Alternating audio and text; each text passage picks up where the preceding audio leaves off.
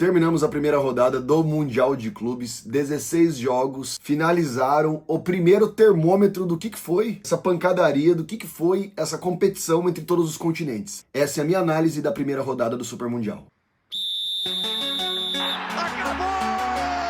Campeão mundial de clubes! Canal que chapa no teu peito, chapa no teu peito, tudo sobre o Mundial de Clubes. Sejam muito bem-vindos ao canal Mundial de Clubes no Peito, canal que chapa no teu peito, tudo sobre o Mundial de Clubes. Se inscreva no canal, deixa o seu like, compartilhe com seus amigos, seus grupos de WhatsApp. Dá like no vídeo, velho, manda pra todo mundo, porque eu chapo no teu peito tudo de Mundial.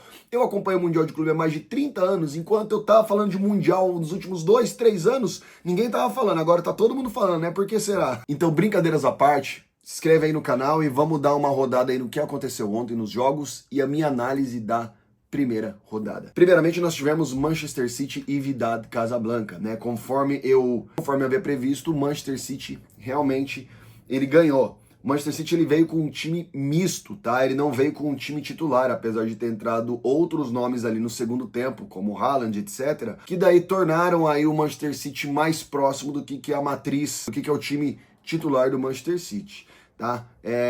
Alta posse de bola, já no início do jogo Phil Foden marca, tá? Uma falha ali de marcação, linha muito baixa ali do Wydad Casablanca, mas o Wydad Casablanca, na minha opinião, ainda fez um bom jogo, ainda conseguiu levar ameaças aí ao Manchester City, tá? Vitor Reis, ex-Palmeiras, entrou, jogou muito bem. Marmoush, Doku jogaram muito bem. Phil Foden foi eleito o melhor jogador da partida, tá? E apesar do Phil Foden ter sido considerado o melhor jogador da partida, eu acredito que o Savinho foi peça fundamental, principalmente pelo lado direito ali do Wydad Casablanca. Mas o Wydad Casablanca, galera, eu vou falar pra vocês que pelo que eu observei o jogo deles e a postura deles contra o Manchester City, né, tentando explorar os contra-ataques, ficando também um pouco com a bola, eu acredito que ele é mais forte que Esperance, que ele é mais forte que o Sam HD, tá? Não consigo mensurar ainda se ele é mais forte que Al Ain, tá? A gente já vai falar do jogo do Al Ain. Mas o Esperance veio com uma linha de 5 mais de 4, né? Sabia que ia vir pancadaria generalizada e o Manchester City...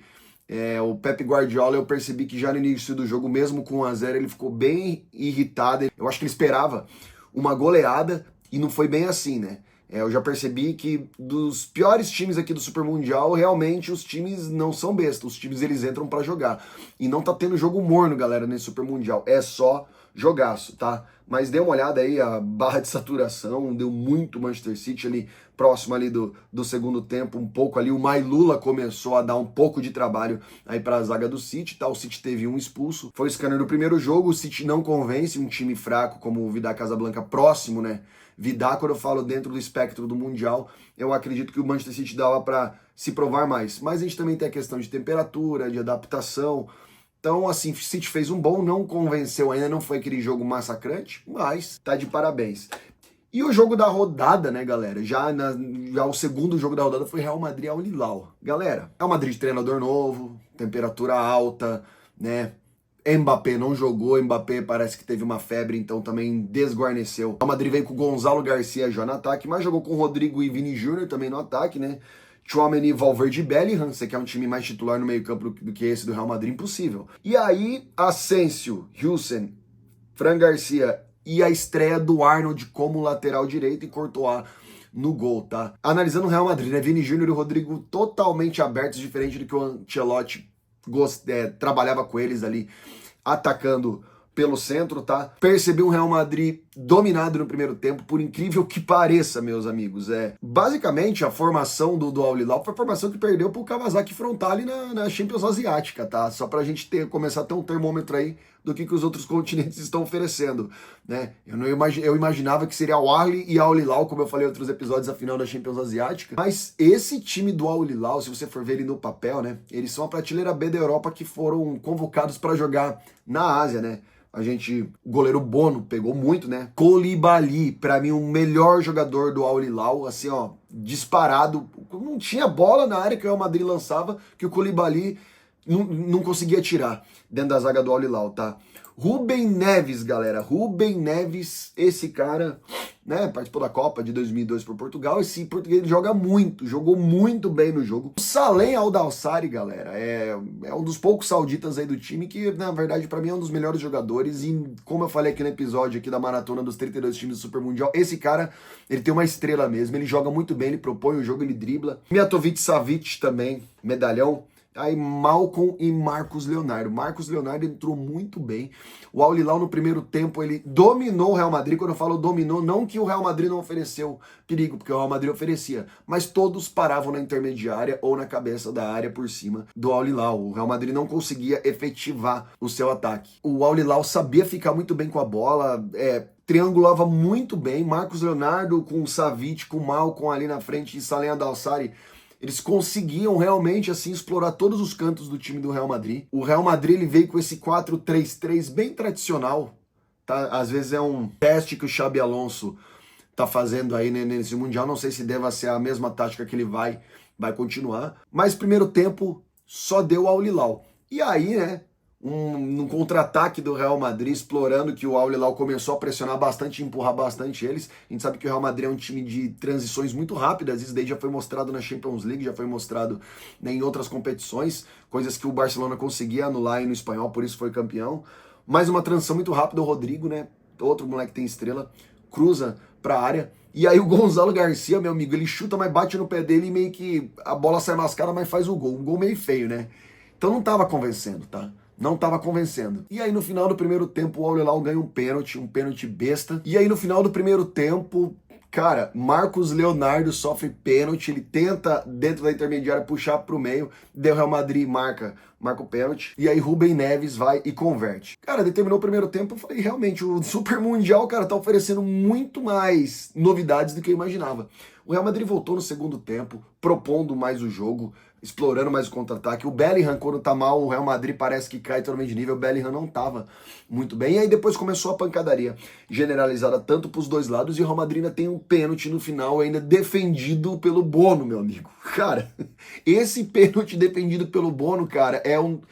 Lá na frente a gente vai ver o quão importante foi esse pênalti. Assim, eu realmente não acreditei no resultado da partida. Depois tivemos também substituições tanto pro lado do Real Madrid, quanto também pro lado do Al Hilal, né? O Al-Qahtani entrou no lugar do Malcom, começou a entrar os sauditas no time do Al Hilal, porque o Al Hilal é um time internacional, né? Uma prateleira B da Europa, sem sombra de dúvidas aí. Mas aí ficou por isso. 1-1 o jogo Real Madrid-Al Hilal. Eu fiquei surpreso, porque o Real Madrid ele é da prateleira A mais da Europa, tá? Fiquei surpreso. Talvez o clima, talvez a adaptação dos jogadores sem Mbappé e a nova formação com o novo treinador, né? Trouxeram aí a baia de que realmente nós teremos grandes confrontos, independente aí dos times serem prateleira da Europa contra times que são fortes aí de fora de fora da Europa, né? Cara, assim, vocês podem ver também o gráfico, já tá aí na tela, vocês podem ver que no primeiro tempo deu Al Hilal e no segundo tempo, basicamente, o Real Madrid aí conseguiu propor o jogo, né? E não tá fácil, galera. Não tá fácil pros times, não, viu? Eu nunca imaginei que há mais de 30 anos observando o Mundial de Clubes eu ia ver um negócio desse assim, sabe? Enfim, o terceiro jogo foi Pachuca e Red Bull Salzburg. Pachuca, eu achei que o Pachuca começou bem o jogo, tá? Né? Tanto com Rondon, né, já propondo o jogo, Figueiredo e o Kennedy dando suporte, principalmente nos contra-ataques, mas o Red Bull como eu havia dito também no episódio aqui do Super Mundial, um time muito novo, então a molecada é muito correria. A troca de passes do Red Bull, ela é realmente assim, você vê que é um nível que estava num nível elevado, um nível maior do que o próprio Pachuca. Só que o jogo assim pra mim foi franco, cara, foi franco. Teve muita gente falando que o Pachuca jogou mal. Não, pra mim o Pachuca soube muito bem jogar, tá? É aquela coisa, o ajuste fino na hora que o Pachuca conseguia chegar no ataque, tanto com o Rodão quanto com o Pedraza. O Montiel, ele dava aquele último passe, mas ele não conseguia, o passe não chegava, sempre batia às vezes na linha da zaga do Red Bull. E aí, meu amigo, o Glock, velho, que jogada, cara, que jogada do Glock pelo Red Bull, né? Ele corta e bate no cantinho do goleiro, 1-0. Abre parênteses aí, cara, pro maliense Dorgeles, tá? esse Nenê Dorgeles. Cara, esse moleque joga, velho. Esse Dorgeles, pra mim, assim, ó, o Oscar Glow ganhou muito bem, né? Fez o gol, jogou muito nesse jogo, mas tudo passava pelo pé do Dorgeles, pelo Red Bull Salzburg, galera. Tudo passava. O Bistrup também muito bem, assim, no jogo, muito bem, atacava muito, defendia muito. Ele tava em todos os lados do campo, tá? Ambos goleiros trabalharam muito também, muito, assim, defesas a queima-roupa. Eu gostei muito, assim, da postura dos dois times, né? O jogo foi interrompido por conta da previsão meteorológica, e assim, logo depois que retornou, uma falta pro Pachuca, e o Brian Gonzalez faz uma cobrança de falta, coisa linda, cara, de pintura, empata 1-1, e aí, meu amigo, Pachuca vai pra cima, tá? Franco, só que o Red Bull, o contra-ataque do Red Bull Salzburg, na minha opinião, um dos melhores contra-ataques aí que eu vi até agora no Mundial, tá? Todo contra-ataque do Red Bull, eles correm muito, a molecada corre muito, é muito rápida a subida de linhas, não é um ou dois caras que contra-atacam, quando ele contra-ataca era com 3, 4 ou às vezes até 5, atacando em bloco e correndo pra cima da zaga do Pachuca, e deu no que deu, né? E aí o Karim Onisiwo, que entrou no lugar do Baidu, vai lá no contra-ataque e finaliza contra o Pachuca 2-1, balde de água fria, né? Ele marcou ali aos 76 do segundo tempo. E aí, lógico, né? O Pachuca foi pra cima, no final ainda conseguiu ainda dar uma pressão. A barra de saturação aí tá um pouco prejudicada, eu acredito que por conta do tempo ali que foi parado.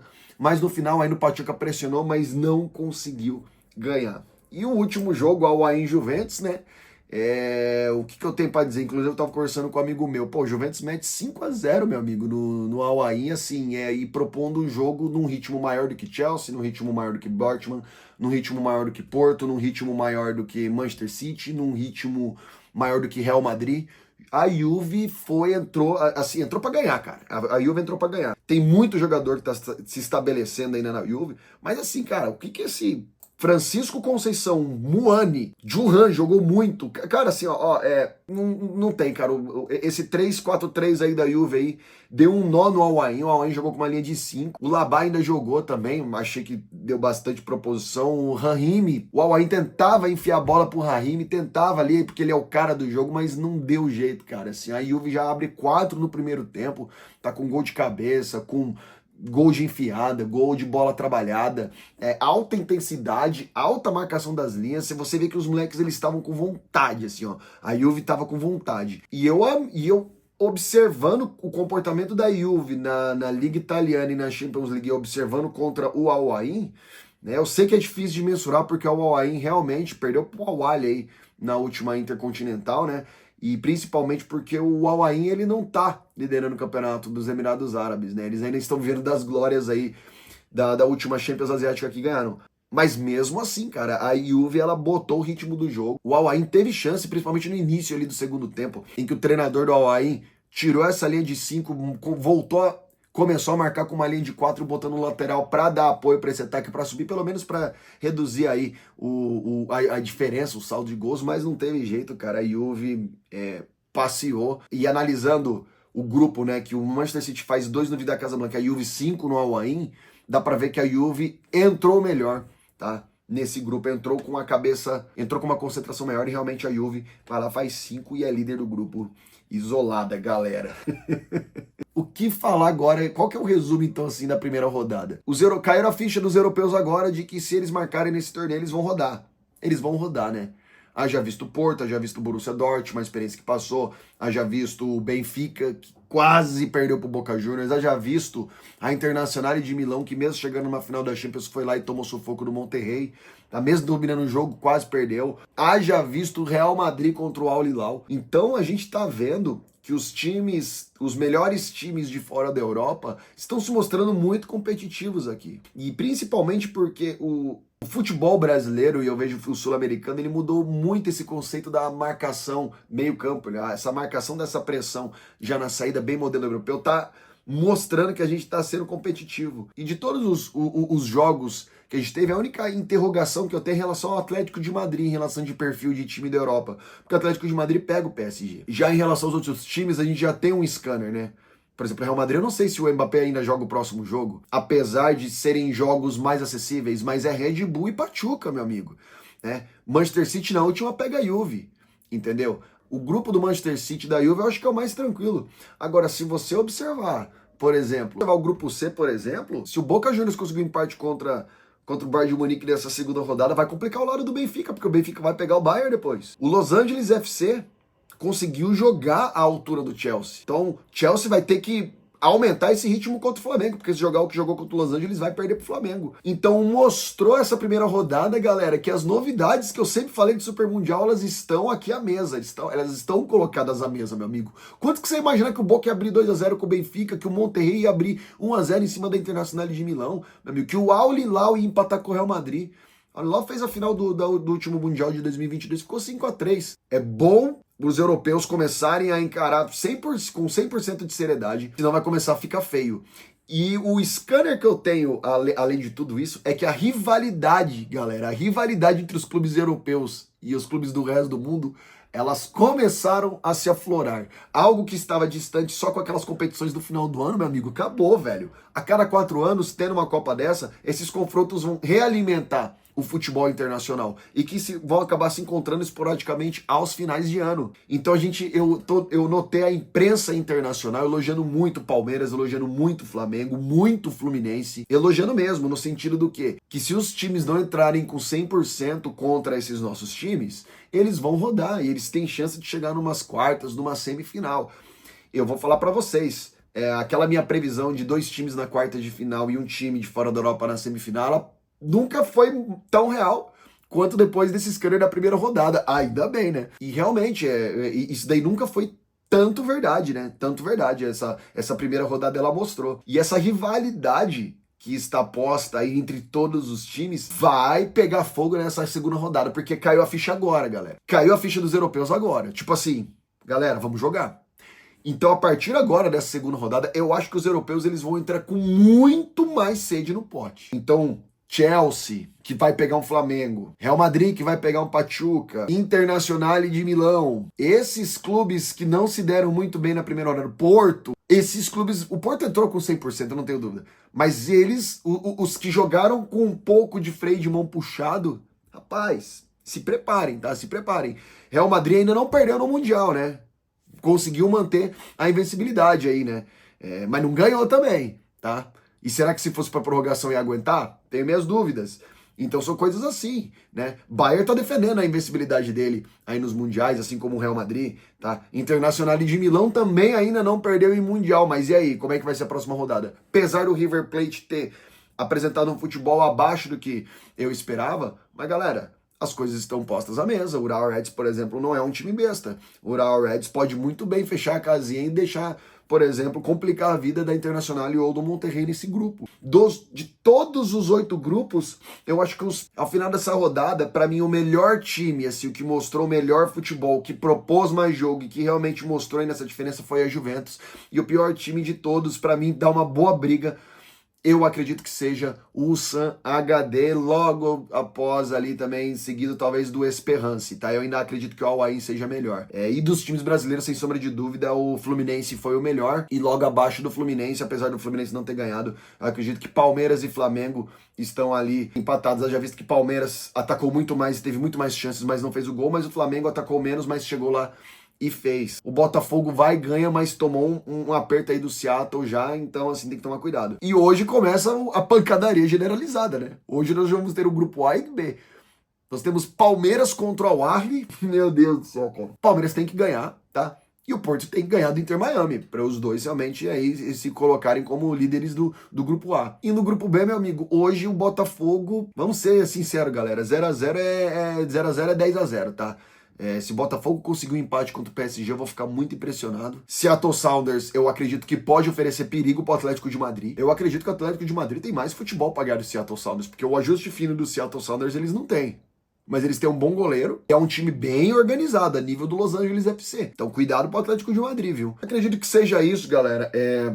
O Super Mundial tá muito louco, cara. Meu Deus do céu, cara. Acredito que esse seja o resumo da rodada e Eu vou lançando os boletins pra vocês. Estou em torpor mental aqui com todos esses jogos, assim. É um negócio inacreditável, cara, pra mim, na minha cabeça, assim. Tá acompanhando todos esses jogos. Tipo, eu tô já falando com a maior normalidade. Tipo, o Real Madrid empatou com o Al Hilal, o Juventus ganhou do Al Ain, mas o City antes ganhou do Wydad Casablanca, hoje tem Palmeiras e Al Ahly, Porto e Inter Miami. Tipo, meu Deus do céu, cara. Cuidado, viu, Porto? Com o Messi, tá?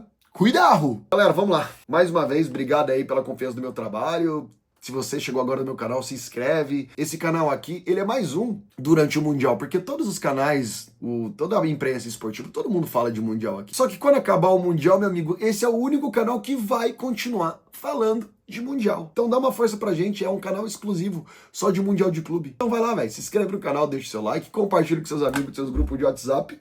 E vamos, meu Palmeiras! E vamos, meu Palmeiras! Vamos, Palmeiras! Vamos tirar o Uruca agora do Mundial. Vamos passar pro Al Ahly mais uma vez e vamos embora. Sabe por quê, meu irmão? Porque eu chapo no teu peito tudo de Mundial de Clube. Até a próxima.